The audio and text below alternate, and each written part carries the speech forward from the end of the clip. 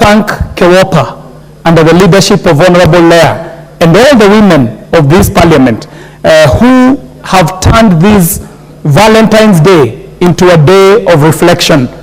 Mr. Speaker, there's a lot to reflect on.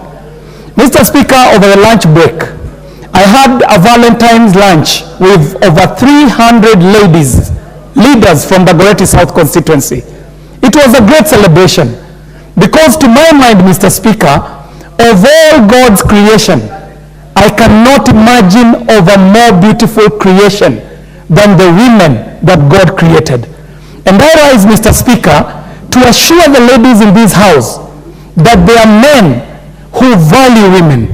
I stand here to assure you that in Kenya, we have men who value women, not only the women of Kenya, but over all of God's creation. Mr. Speaker, the statistics are alarming. We needed to be called to order.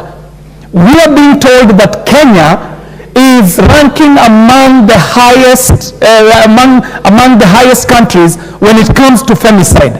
Mr. Speaker, this is not what Kenya would be proud of.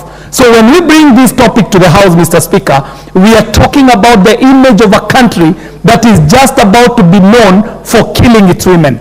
Mr. Speaker, I would not want us to waste this opportunity that we have as a House to make it a session of lamentation.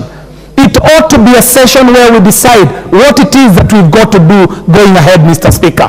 Mr. Speaker, the action of killing is the final act in a long trail of things that happens before someone premeditates to kill an individual. But it all starts with a thought. It starts in the mind. And Mr. Speaker, what we are seeing, we would not be wrong to say that this is a very sick country.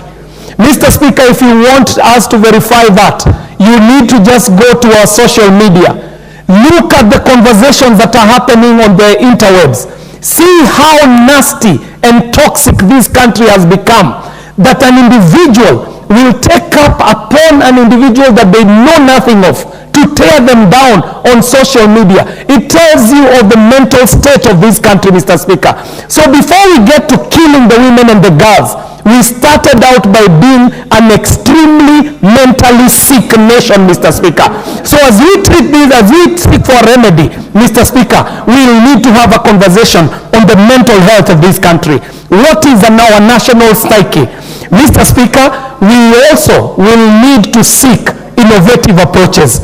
The approaches can be supported by emerging technologies, Mr. Speaker. As we speak today, we do not have any data that would indicate as to who these killers are and what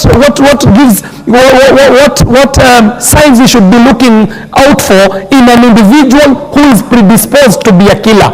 Mr. Speaker, we need to seek some innovative approaches, but mostly, Mr. Speaker, there is the element of negative masculinity, that the power and the strength that men have been given that was supposed to protect their women and children is now being misused, Mr. Speaker.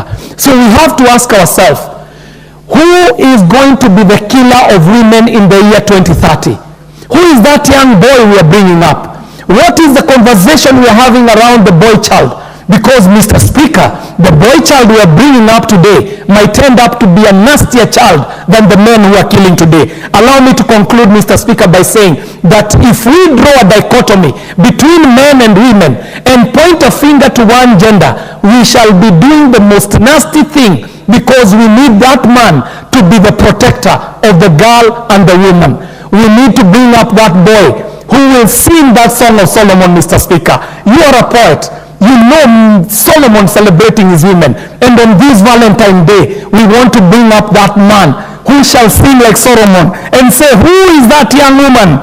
She shines out like the dawn. She is pretty as the moon. She is bright as the sun. She is awesome as the stars in the sky. And that is what I see in a woman when I look at one. Thank you very much, Mr. Very well, the poet. Let's have the Honorable Wilberforce Oundo. Thank you, Honorable Speaker. I stand here today to stand with the women of this country, the women of the world, and the women of God. Honorable Speaker, any life lost is one life lost too many. There's no justifiable reason, there's no justifiable cause for anybody to attempt to kill anybody, be it a man or a woman. More so,